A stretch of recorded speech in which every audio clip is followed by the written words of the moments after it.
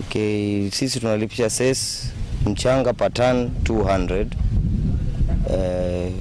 FH tunalipisha 1000. Kama ni tipa tunalipisha 3000.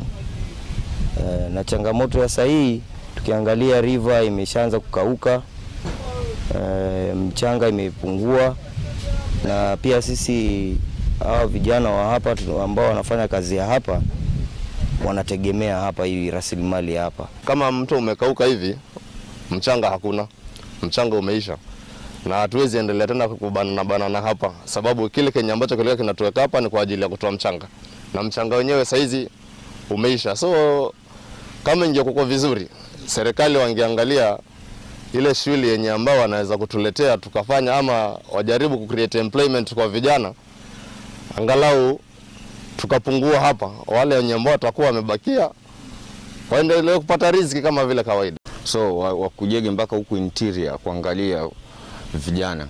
Hapa hivi kuna wanajeshi wengi wako hapa, kuna mamwera wengi wako hapa, lakini sasa ubaguzi ndio mwingi, na certificate ziko, kila kitu kiko. Kuna watu wamesoma mpaka form 4 hapa, kuna wenye college walifika, kuna mpaka university material hapa. Lakini hawana kazi. Kazi ni hizi.